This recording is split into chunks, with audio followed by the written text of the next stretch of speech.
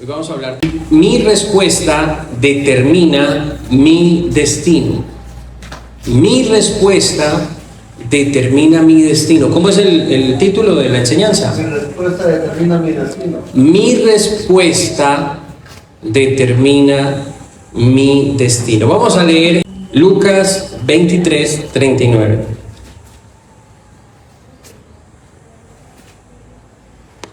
Quiero saludar de manera muy especial a todas las personas que se están conectando a través de las redes sociales, a través de nuestro Facebook, a través de YouTube y a través de todas las plataformas en las que estamos transmitiendo y conectando la palabra del Señor. La Iglesia Linaje les da la bienvenida. La Iglesia Linaje es un proyecto que Dios puso en nuestro corazón hace 3 años, desde aquí, desde El Salvador. Y hoy por hoy tenemos, gracias a Dios, cobertura en Colombia, en Costa Rica, en Estados Unidos. Así que estamos muy contentos de que ustedes estén aquí con nosotros también y le damos la bienvenida en el nombre del Señor Jesús. Amén.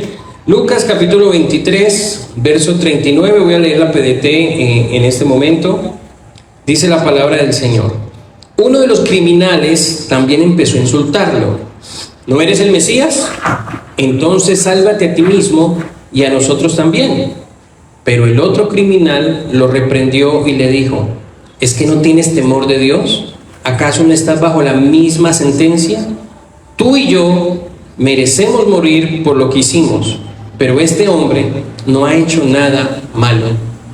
Luego le dijo: Jesús, acuérdate de mí cuando comiences a reinar. Entonces Jesús le dijo: te aseguro que hoy estarás conmigo en el paraíso. Amén y amén. Las versiones bíblicas han tenido una complejidad en la traducción de este texto y han surgido muchas preguntas teológicas a la respuesta de Jesús. La versión, la Nueva Traducción Viviente dice: te aseguro que hoy estarás conmigo en el paraíso. También dice la respuesta de Jesús. Sin embargo, los estudiosos, los teólogos, han encontrado que la traducción más acertada de este texto, al final de este texto bíblico, es: te aseguro hoy que estarás conmigo en el paraíso. Esa es la traducción más acertada. Te aseguro hoy, o hoy te aseguro, o ahora te estoy asegurando que vas a estar conmigo en el paraíso. ¿Y por qué es interesante esto? Porque a veces las traducciones no tienen en cuenta, o quien está traduciendo no tiene en cuenta el contexto teológico de la escritura, ¿sí? En el paraíso en este momento no hay nadie. El paraíso en nuestro tiempo presente, en la eternidad no hay presente, ni pasado, ni futuro. En la eternidad es totalmente diferente a nuestro vivir. Por lo tanto, en la eternidad, obviamente, yo asemejo esto mucho como cuando yo era estudiante en el colegio, teníamos que hacer maquetas. Yo estudié en un colegio técnico donde estudiábamos varias áreas técnicas, entre eso dibujo técnico, y hacíamos planos. Teníamos que hacer unas maquetas y nos reuníamos un grupo de compañeros, a veces en la casa de uno de ellos, a hacer maquetas. Y nos distribuíamos el trabajo y toda la noche nos poníamos a hacer maquetas hasta las 3, 4, 5 de la mañana haciendo el trabajo para entregarlo. Porque como buen colombiano siempre dejamos todo para lo último, ¿no? No sé si aquí les pasa lo mismo a los estudiantes, que siempre dejamos Dayana dice no. Dayan dice que no, que ella es muy puntual haciendo sus trabajos. Pero el caso es que cuando estábamos haciendo el trabajo en la noche, yo, que he sido un poco perezoso, siempre me les escondía y me iba a dormir, ¿sí? Iba y me escondía detrás de un mueble, me acostaba y yo nomás cerraba los ojos. Les digo: voy a cerrar los ojos un ratico. Y ellos ahí apenas recortando, y yo cerraba los ojos, y cuando los abría ya la maqueta estaba hecha como por arte de magia.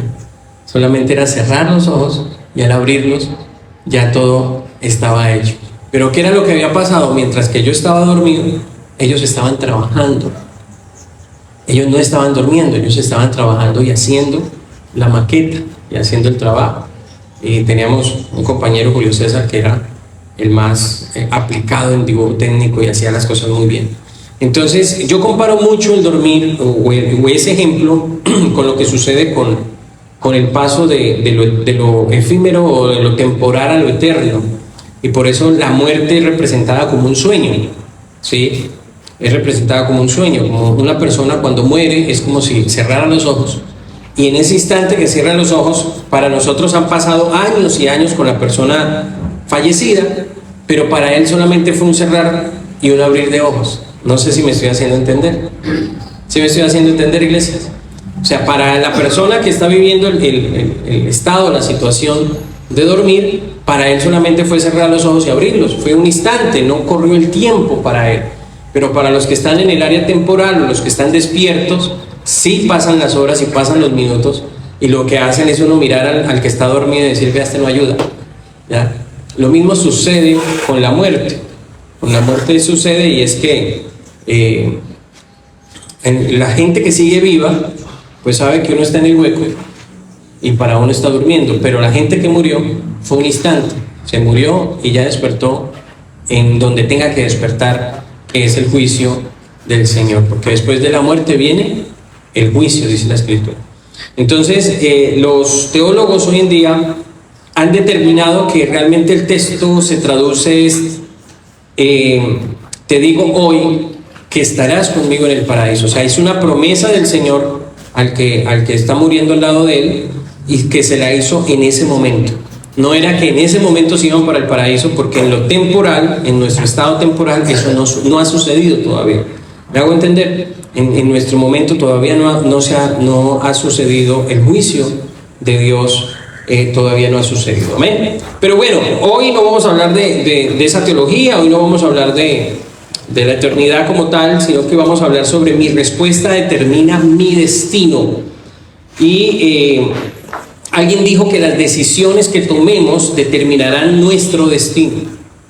La forma en que respondamos a las circunstancias que vivimos, a las cosas que nos llegan en su momento, a las situaciones que nos enfrentamos cada día, la manera en que nosotros nos enfrentamos a ella, la manera en que nosotros podamos de cierta manera confrontarlas, afrontarlas, que nosotros podamos responder, eso determinará nuestro destino.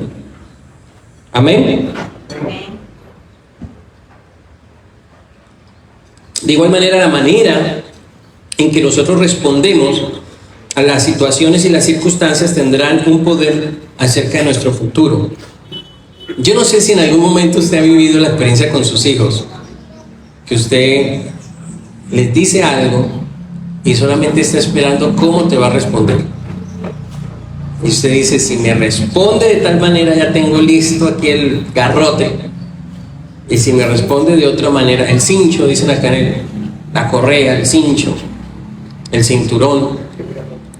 Pero si me responde de otra forma, cambiará su destino, por así decirlo. No sé si le ha pasado, si le ha sucedido, que usted está a punto de responder de alguna forma hacia alguna situación con sus hijos. No, normalmente a nosotros, los que más nos sacan la piedra, decimos nosotros en Colombia, o sea, los que más nos enojan son nuestros hijos, ¿verdad? Porque uno espera y aspira a que ellos actúen de la manera que uno quiere, pero siempre terminan haciendo lo que ellos quieren. Y ahí viene el conflicto y el problema del padre con el hijo. Y siempre va a haber esa dificultad. Entonces, dependiendo de la manera como se nos responda, así mismo será su destino. Decía un comediante en Colombia que hizo algo que se llama pelota de letras, que decía que la demora era que usted todavía no le había respondido a su mamá, las mamás de antes, que ya le tenían el mascadero volteado para el otro lado. Sí, o sea, ya le habían pegado su buena cachetada, su buena paliza. Entonces, la forma en que respondemos a las circunstancias, la forma en que respondemos a lo que estamos viviendo determinará nuestro futuro, determinará qué puede pasar. Por eso la palabra de Dios nos dice que la blanda respuesta aplaca la ira. Si usted ve a alguien que está airado, ve a alguien que está enojado, y usted lo confronta de la misma postura, con la misma intensidad de voz, si usted responde también enojado, ¿qué cree que va a pasar? Va a haber una batalla campal, exactamente, va a haber un choque y el final no va a ser muy bueno. Pero si usted responde con un tono de voz baja, si usted se baja un poquito y responde más apaciblemente, si usted reconoce un poco la situación, así no sea que usted no tenga, digamos, que usted se haya equivocado, así usted tenga la razón, pero solo por el hecho de bajarle la temperatura a la conversación, porque tenemos que ser sabios, es muy importante que usted sepa responder. La respuesta nuestra a las circunstancias tendrán un poder acerca de nuestro futuro. Y es posible que tomemos las decisiones correctas que nos lleven a nuestros objetivos, pero en el proceso nos enfrentaremos a una serie de adversidades, como las tempestades de problemas que se presentan, las tormentas de crisis que se avecinan repentinamente, o los vientos de situaciones contrarias que se resisten a avanzar. En cada una de cada circunstancia, nuestra respuesta determinará nuestro destino. Porque si hay algo que se nos prometió en la Escritura, yo no sé si eso lo ha tenido claro usted, y el problema de muchos es que no hemos entendido eso, porque muchos creemos que el volvernos evangélicos, el volvernos cristianos, el volvernos apostólicos, el volvernos parte de linaje, nos soluciona el problema o nos soluciona la vida. Como que decimos, yo soy cristiano, ya no voy a pasar necesidades, o yo soy de linaje, ya no voy a pasar dificultades. Y no es eso, porque si algo se nos ha prometido en la Escritura es que en el mundo tendremos aflicciones, en el mundo tendremos situaciones difíciles, y eso debe ser claro en nuestra vida. Amén. Y es posible que tomemos las decisiones correctas que nos lleven a nuestros objetivos, pero en ese proceso nos vamos a enfrentar a una serie de adversidades, de aflicciones, de dificultades, ¿sí? Esta es una lección que podemos rescatar del momento más difícil del Señor y de los dos ladrones que estaban crucificados junto con Él. Nosotros encontramos aquí que el Señor Jesús está ya en los últimos minutos de su vida, en la cruz del Calvario, y al lado hay dos personajes que también están junto con Él en las mismas circunstancias, están en las mismas condiciones, están hacia una muerte lenta, porque definitivamente los tres iban a morir, definitivamente los tres iban ya a dejar este mundo. Pero hay cosas definitivas en nuestra vida que nos pueden cambiar nuestro destino. Y saber tomar una decisión a tiempo, saber confrontarla, saber enfrentarla, saber responder ante esa adversidad, nos puede llevar a un buen término o un mal término. Nos puede llevar ante algo bueno o ante algo malo. Hay cosas definitivas en nuestra vida que no cambiarán. Entre ellas, que en el mundo tendremos aflicciones. Si toda la vida fuera bueno, la vida sería muy aburrida. Si toda la vida no tuviéramos necesidades, no tuviéramos que enfrentar dificultades, no tuviéramos que aprender, crecer, mejorar, cambiar, pasar pruebas. Si en los colegios no nos hicieran pruebas, no nos hicieran exámenes, no tendría sentido tampoco ir a estudiar. Porque al final nunca podríamos medir el nivel de conocimiento que tenemos. Porque no podríamos saber si realmente lo que hemos aprendido, lo que hemos vivido en la escuela, en el colegio, en la universidad, realmente lo hemos aplicado, lo hemos interiorizado, lo hemos entendido. Y es muy importante las pruebas por eso. Las pruebas, anoche yo estoy estudiando un curso de finanzas en Yale, una universidad de Estados Unidos, y terminado cada sección me hacen una evaluación de 30 minutos. Y contento porque la primera evaluación la pasé por 100 de 100. Y yo soy muy inteligente. Pero en la siguiente evaluación, lo mínimo que tenía que llegar era 80 y no llegué sino a 33. Y ya me sentí mal. ¿Qué me tocó? Repetir nuevamente esa sesión y nuevamente hacer la evaluación, y llegué a 85 y pude pasarla. Pero, ¿qué nos da a entender a nosotros las pruebas o los exámenes?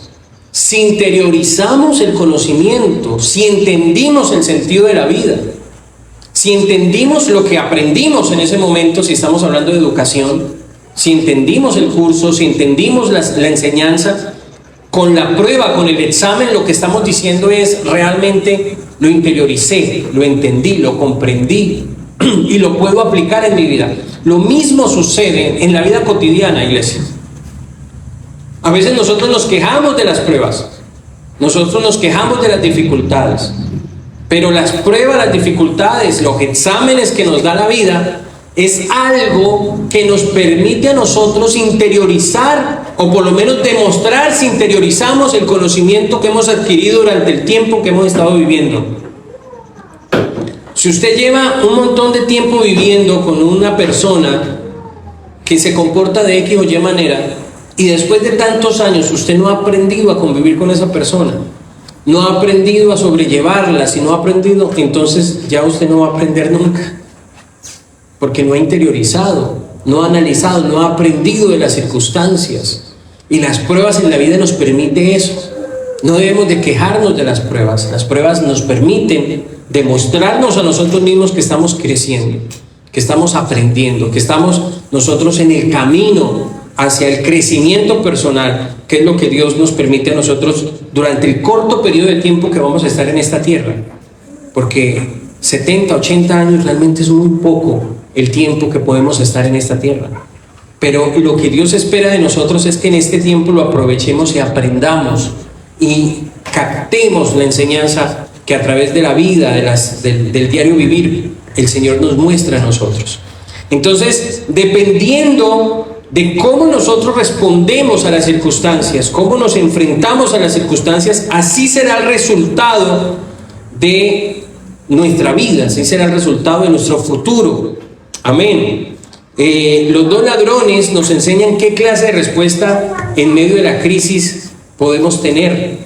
Recuerde que su respuesta determina su destino. Lo primero, respondiendo de una manera incorrecta. Nosotros podemos analizar que ese ladrón que insultaba al Señor, ese ladrón que le estaba diciendo: si tú fueras el Mesías, sálvate a ti mismo y sálvanos a nosotros. Ese que estaba injuriando al Señor lo estaba haciendo con una actitud de menosprecio. Uno de los problemas como enfrentamos o como respondemos a las circunstancias de la vida es cuando respondemos con menosprecio. El ladrón se burló de Jesús diciendo: así que eres el Mesías, sálvate a ti mismo, sálvanos a nosotros. Generalmente nos sentimos con el derecho de reclamar a Dios el porqué de las cosas que nos suceden, sabiendo que tanto los buenos tiempos como los malos tiempos son parte de la vida. Nosotros debemos de entender que a todos nos van a llegar buenos momentos y malos momentos. Pero lo chévere y lo interesante, lo chivo, como dicen ustedes en El Salvador, es que todos esos tiempos son temporales. No crea que porque usted está bien económicamente, toda la vida va a estar bien económicamente. Van a haber altibajos. Aún los ricos y millonarios tienen altibajos económicos, tienen recesiones económicas, ¿sí? Entonces el problema es cuando nosotros nos sentimos con el derecho de reclamar a Dios. Yo tengo un amigo que él está buscando de Dios, lleva algunos años tratando de acercarse a Dios. Y ha tenido un proceso muy bonito. Puedo decir que ha tenido un proceso muy hermoso. De lo que era cuando lo conocía a lo que es ahora, Dios ha hecho una transformación maravillosa y todavía falta muchas cosas más que Dios haga en él. Sin embargo, él tiene un problema serio, y es que cuando llegan las dificultades, cuando llegan los problemas, cuando llega el desánimo, porque eso es normal que a todos nos llegue el desánimo de no querer venir al culto, de no querer orar, de no querer leer la palabra de Dios, de no querer comportarse bien, de querer hacer cosas que no debes de hacer. El problema cuando a él le pasa una situación de esas es que culpa a Dios. Y hace poco hablábamos y me decía: Me decía, pero ¿por qué hay tanta injusticia en el mundo? ¿Por qué Dios se ha olvidado de la gente? ¿Por qué hay gente que pasa hambre? ¿Por qué hay gente, niños abandonados? ¿Por qué hay mujeres viudas? ¿Por qué hay tanta hambre en el mundo? Y entraba en un estado emocional bastante fuerte, mi amigo, porque creía que el culpable de todo eso es Dios. Y quería hacer responsable a Dios de esa situación, ¿sí? ¿Y por qué Dios no hace algo? Entonces yo le hablaba a él, recuerdo tanto que después de que él se desahogó y me decía todo ese tipo de cosas, yo le comentaba algo y le decía, mira, en una ocasión, más de 4,000 personas se fueron a escuchar a Jesús al desierto. Jesús estaba en una zona muy apartada de la ciudad, muy apartada de la ciudad, así como tierra escondida. Y la gente, más de 4,000 personas llegaron donde estaba Jesús a escucharlo. Y a él le encanta enseñar, porque Dios nos enseña a todo momento y a cada instante. Y empezó a enseñar y enseñar y enseñar y enseñar y enseñar, y pasaron las horas y las horas y tal vez los días, y estaban ahí y tenían hambre. Había una necesidad. Y los discípulos se le acercan a Jesús y le dicen, maestro, despáchalos, que se vayan a buscar comida a sus casas. Pero otros les dicen, mira, no van a poder llegar a sus casas, porque es tanta el hambre que deben de tener, que se van a desmayar en los caminos, porque están muy lejos de la ciudad. Y la solución la dio Jesús. Y Jesús volteó a ver a sus discípulos y les dijo, denle ustedes de comer. Denle ustedes de comer. Y yo le decía a mi amigo, yo le decía, viejo, Dios no generó el problema. Dios, cuando hizo al hombre, le dio todos los recursos necesarios para que viviera en un paraíso literal. Pero el hombre pecó por su propia voluntad. El hombre se alejó de Dios y atrajo así los problemas de la vida. Y los problemas de la vida llegaron por consecuencia de, no por culpa de, sino por consecuencia de las acciones del ser humano. Las guerras que existen hoy entre países y entre naciones es por consecuencia de querer tener el poder y querer ser superior a otro, y la guerra de poderes que hay. El problema de los abandonos por la falta de oportunidad que el mismo ser humano ha creado, el monopolio de los gobiernos, que hace que la gente no tenga libertad económica y la gente no pueda sostener o mantener su familia, y muchos padres o muchas madres tengan que abandonar sus hijos por falta de comida, por falta de oportunidad, por hambre, por necesidad. Entonces eso no es por Dios, no es porque Dios así lo haya querido. Es el ser humano que ha desorganizado la creación perfecta de Dios. Es el ser humano que ha distorsionado la imagen de Dios en los seres humanos, con sus acciones, la forma en que ellos han estado trabajando en este planeta, y que nos hemos convertido en parásitos de este planeta, y donde llegamos lo único que hacemos es acabar con la vida, acabar con la integridad, acabar con la moral de los países y de las ciudades y de los lugares. Entonces, al final, si el problema lo generaron los hombres, ¿quién tiene que buscarle la solución a esos problemas? Pues los hombres. Nosotros tenemos que volver a reconciliarnos con Dios, y nosotros tenemos que hacer lo que humanamente es posible hacer. Porque en ese momento, cuando Jesús les dijo, denle ustedes de comer, muchos pudieron haber dicho, no, es que no tenemos ni dinero para hacerlo.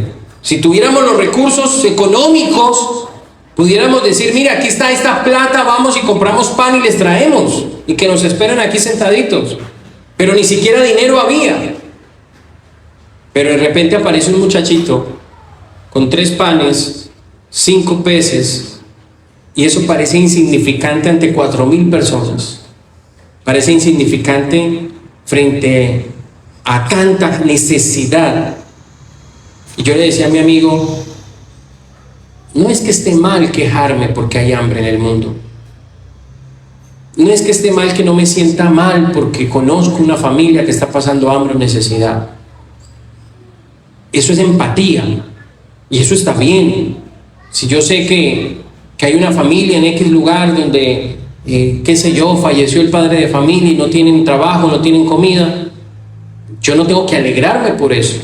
Empatía es ponerme en el lugar de ellos y decir, wow, la están pasando mal. Está bien que me entristezca. La pregunta es, ¿qué estoy haciendo para cambiar esa situación? ¿Qué estoy haciendo? ¿Qué granito de arena estoy aportando? Y mi amigo me decía, no, Leo, pero es que por mucho que yo dé no voy a poder solucionar tantos problemas. Yo le decía, pero algo puedes hacer.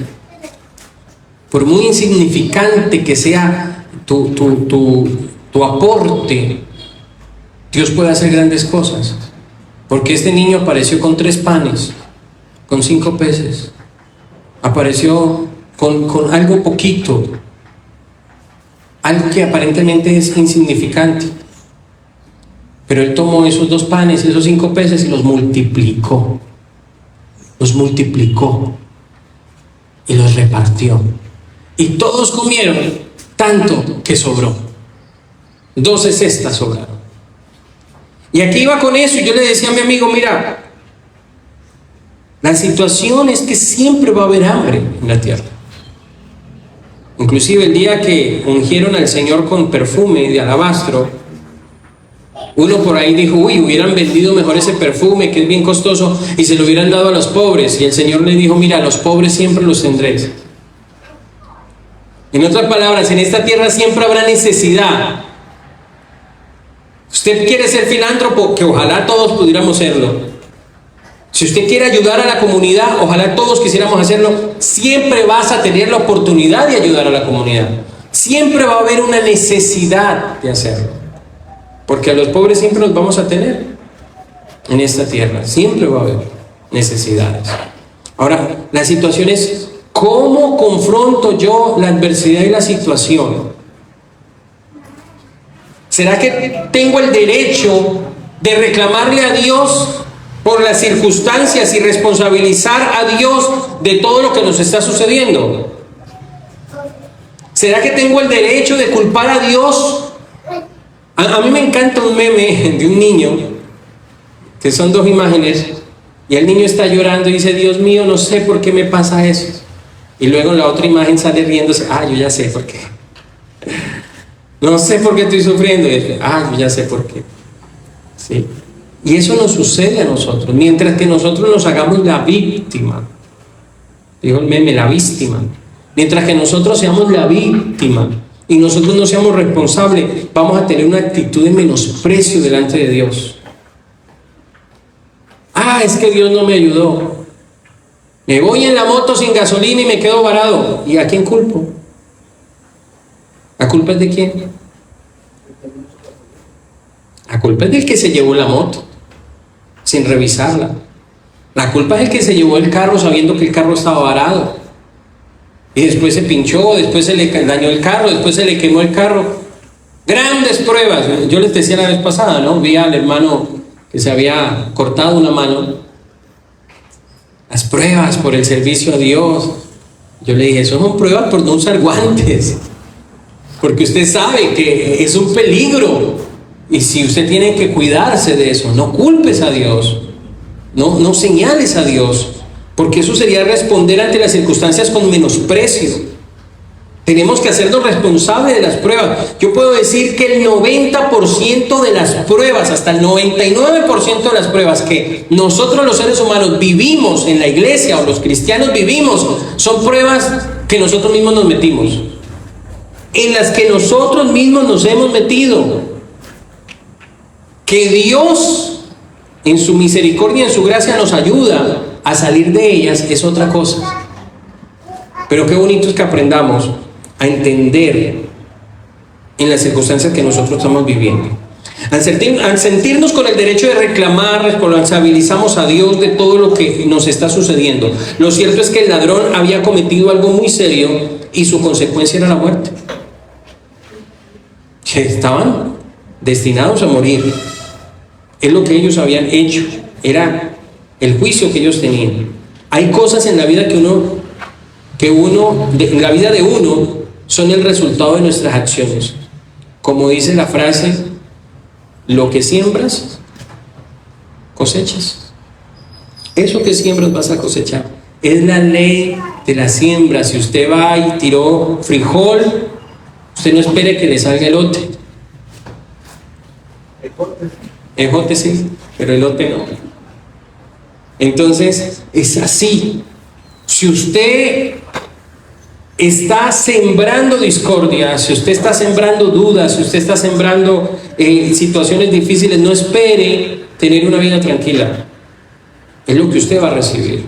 Entonces, la manera como responder de manera incorrecta es cuando lo hacemos con una actitud de menosprecio. Y cuando le reclamamos a Dios, yo he escuchado a muchísimos pastores hablar del diezmo y tocar Malaquías 3, y que dice: probadme en esto, si yo ahora no abro las ventanas de los cielos y derramo bendición hasta sobreabunde. La gente lo ha malinterpretado. Yo escucho a muchos pastores que dicen: si usted es fiel diezmando, usted puede reclamarle a Dios. ¿Qué vamos a reclamarle a Dios, hermano? Si esto no es una máquina de meter monedas y recibir monedas. Esto no es de que porque yo diezmo entonces el Señor tiene la obligación de darme. No, al contrario, si yo diezmo es porque ya Dios me dio. Si no lo hago es porque Dios no me ha dado nada, o sencillamente porque no soy agradecido con Dios. Pero no es al contrario, porque yo he escuchado pastores que dicen: si usted diezma, reclámele al Señor porque no tiene trabajo, reclámele al Señor porque se le acabó la comida, reclámele al Señor. ¿Por qué le vas a reclamar porque usted no sabe administrar las finanzas que Dios ya le da? ¿Qué le vas a reclamar a Dios porque tú no sabes hacer un presupuesto?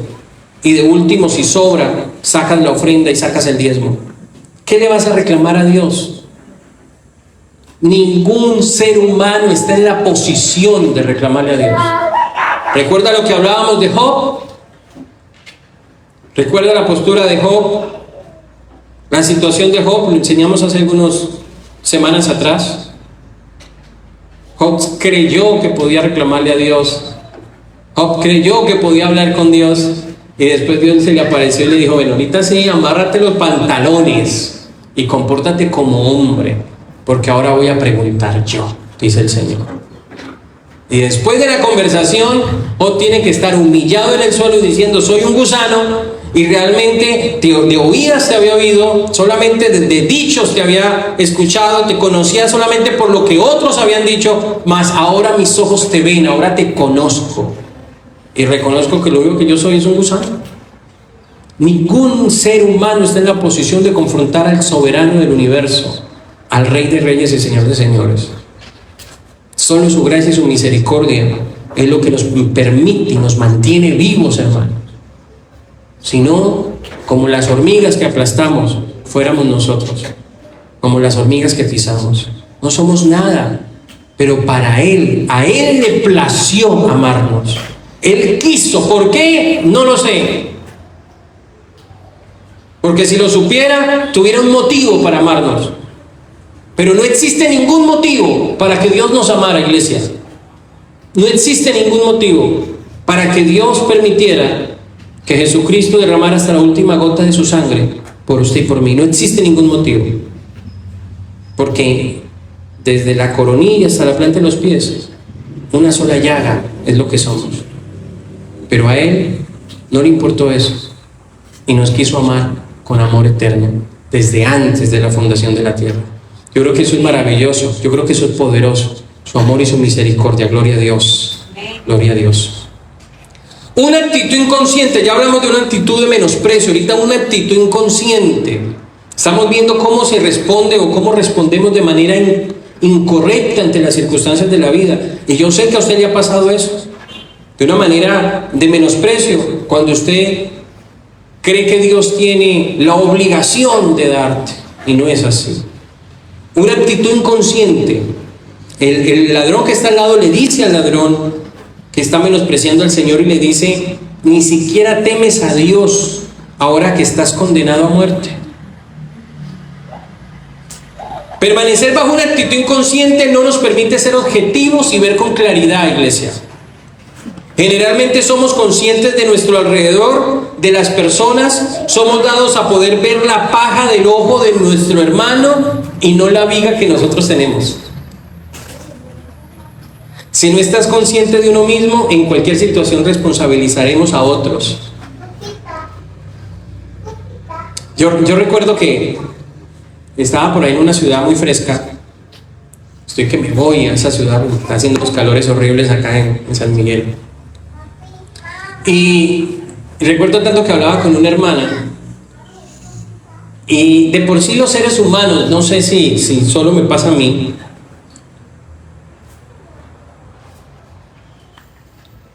pero yo creo que todos, o la mayoría, y por eso la mayoría de gente les gusta ver televisión, o les gusta ver series, o les gusta ver películas, porque nos alimentamos de la historia de los demás. Nos alimentamos de lo que viven los demás. Pero nos gustan ver series, películas, historias de amor, las novelas, ¿sí? En otras palabras, porque nos gusta el chisme. Es muy raro el ser humano que no le gusta el chisme. A todos, creo yo, que se alimentan con el chisme, ¿sí? Pero me acuerdo tanto que en ocasiones nos sentábamos a hablar con esta hermana y empezaba a contarme la vida de otros hermanos. Y a veces se ponía a criticar a la joven, a la hija de la hermana tal, porque resulta que se fue a vivir con un muchacho, se acompañó con un muchacho y decía mi abuelita, la llenaron de huesos, la embarazaron. Y ella, pero era con una alegría contándome la desgracia de la hermana, de la muchacha, contándome los problemas de ella y que fíjese hermano, ustedes han escuchado personas así, ¿no? Fíjese hermano que fulana y metió las patas y metió las de caminar y la embarazaron, la preñaron, la no sé qué, fíjese hermano. Y yo quedaba mirándola y resulta que esta persona que estaba contando la historia de las demás era una mamá soltera que se había ido de la casa, la habían embarazado y gracias a Dios la recibieron nuevamente en su casa. Pero a lo que me refiero era que estaba en la misma o peor condición que de las personas que estaban hablando. La misma o peor condición de esa persona. Y es que a veces no somos conscientes, somos inconscientes frente a nuestra situación. Y es más fácil estar mirando los problemas de los demás que nuestra misma circunstancia. Y cuando eso sucede, nos convertimos en víctimas y victimizamos las circunstancias. Y nuestra respuesta ante las circunstancias de la vida siempre será culpar a otros. Ver la paja del ojo de mi amigo, de mi hermano, de mi familiar, de mi esposo, de mi esposa, de mis hijos, que ver lo que yo estoy haciendo. Y eso es responder con una actitud inconsciente. ¿Me estoy haciendo entender, iglesia? Amén. ¿Cómo respondemos de manera correcta entonces? El segundo ladrón responde de manera diferente, lo hace de manera correcta. La Biblia nos habla mucho acerca de dos destinos eternos: una oportunidad eterna con Dios y una eternidad sin Dios. Esos son los dos caminos que nosotros tenemos y seguimos creyendo en eso. Seguimos confiando y creyendo que después de esta vida temporal viene una vida eterna. Y de nuestras decisiones en esta tierra sí será el resultado de nuestra vida eterna, con Dios o sin Dios. Lo que parecía una eternidad sin derecho a la gracia de Dios dio un giro impresionante producto de una respuesta. ¿Usted se imagina estar en el cielo y de repente usted preguntarle a un hermano, ¿y usted qué hizo para hacer salvo? No, hermano, yo viví en la época de Roma, a mí me llevaron a un coliseo, me dijeron que negara a Jesús, o me comió un león, y pues lo único que me acuerdo fue el olor a león encima mío y aquí estoy. ¿Y usted qué hizo para ser salvo? No, pues yo estaba en un lugar y en una cárcel, y de repente tembló, y cuando salí me encontré un predicador y él me habló del evangelio y me dijo que tenía que bautizarme, que tenía que perseverar, salí a predicar y vas a escuchar un montón de historias, hipotéticamente hablando, Pero de repente vas a encontrar a una persona en que tú le vas a decir: ¿y cuánto tiempo duraste siendo cristiano para ser salvo? ¿Qué es ser cristiano? ¿Y cuántas veces te congregaste a la iglesia? Y él te va a decir: ¿qué es una iglesia? ¿Y quién te bautizó? ¿Quién fue el ministro? ¿El reverendo que te bautizó? ¿Qué es un reverendo? ¿Y te aprendiste la Biblia? ¿Qué es una Biblia? ¿Cómo te salvaste? ¿Cómo llegaste aquí al cielo? Yo estaba al lado, en una cruz, muriéndome, al lado de una persona que se estaba muriendo, pero que él era inocente y yo culpable. Y simplemente él me prometió que iba a estar con él en el paraíso, y por eso estoy aquí. Imagínate esa situación. La manera correcta nos puede dar un cambio de vida en un instante, iglesia. La manera correcta de responder a las circunstancias, a las situaciones, nos puede cambiar la vida. Nos puede cambiar todo. Responder de manera correcta tendrá un impacto no solo en las circunstancias que estamos viviendo actualmente. Puede tener un impacto en nuestra vida e incluso hacia nuestra eternidad. Responsabilidad. Debemos preguntarnos: ¿qué parte de responsabilidad tengo en lo que estoy viviendo? El segundo ladrón dijo: nosotros merecemos morir por nuestros crímenes. Él se hizo responsable. Él asumió su culpa. Cuando usted enfrenta un problema, ¿usted se hace responsable de la situación? ¿O se victimiza? ¿O culpa a los demás? Él se encontraba consciente de la situación en la que se encontraba, que era producto de sus acciones, del pasado. Piensa en esto: somos el presente de las acciones de nuestro pasado y seremos el futuro de lo que hagamos con nuestro presente, iglesia. Él tenía una actitud de responsabilidad. Vea, la vida de nosotros va a cambiar cuando empecemos a ser responsables. Cuando seamos responsables, cambia nuestra vida. Una actitud de reconocimiento. Cuando uno puede ser objetivo consigo mismo, puede ver con claridad a su alrededor.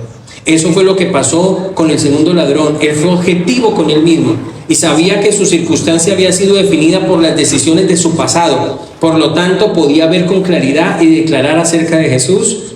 Pero este hombre no ha hecho nada. Era objetivo. Él sabía que él estaba ahí por sus circunstancias, por sus acciones del pasado, pero él era inocente. Cuando usted toma una actitud de reconocimiento, todo cambia. Y por último, una actitud de humildad. Cuando permanecemos humildes ante Dios, a pesar de lo que pasemos, tenemos acceso a ser escuchados. Este ladrón que asumió su responsabilidad de sus actos, que estaba consciente de reconocer la justicia de Jesús, fue humilde para pedirle a Jesús: acuérdate de mí cuando empieces a reinar. Acuérdate de mí cuando vengas en tu reino. Esta manera de responder ante las circunstancias determinó su destino eterno. Jesús le dijo: te aseguro hoy que estarás conmigo en el paraíso. La respuesta del primer ladrón simplemente lo mantuvo en el mismo destino que él mismo se había buscado. Puede ser que la misma actitud con la que seguimos, nuestra misma conducta o carácter que estamos tomando, solo nos mantenga hacia un destino que no es muy prometedor. Mas sin embargo, el segundo ladrón nos enseña que en el peor momento, si respondemos de manera correcta, la peor situación puede convertirse en un momento de nuestra promoción aquí en nuestra vida e incluso definir nuestra eternidad. Puedo asegurar que el segundo ladrón está con Cristo porque su respuesta determinó su destino. Pónganse en pie, tengan la bondad, estimada iglesia. ¿Con qué actitud estás respondiendo a las circunstancias de la vida? ¿Con qué actitud responde a las circunstancias que estás pasando? Yo recuerdo que muchas veces viajaba con un pastor de Aguachapán a San Salvador y todo el viaje era una pelea. porque se le metían los carros, porque se le atravesaban los carros, porque se le adelantaban, porque lo abrillaban. Y él tenía una expresión bastante fea para los conductores. Y vivía amargado. No sé si ya habrá cambiado su forma de ser, pero toda la vida era amargado. Y le sucedían cosas feas. ¿Qué actitud tienes frente a las circunstancias? ¿Qué actitud tienes frente a los problemas? ¿Cómo responderás ante la situación que actualmente estás enfrentando en tu hogar? ¿Cómo responde ante la situación con tu pareja? Por los problemas que usted tenga. Porque el hogar que no tenga problemas es un hogar donde tal vez el esposo no vive en la casa. Pero todos los hogares tienen dificultades y tienen problemas, todos. Empezando por los hogares de los líderes, de los pastores. Todos tienen dificultades. La pregunta es, ¿cómo respondemos ante esas dificultades? ¿Haciéndonos la víctima? ¿O siendo responsable de nuestra participación? Siendo humildes y siendo conscientes. ¿Con menosprecio? ¿O cómo nos respondemos ante la situación? Tú tienes la oportunidad de que la vida cambie, la situación cambie. Inclinemos nuestro rostro y oremos al Señor. Bendito Padre Celestial, Dios Todopoderoso, Señor.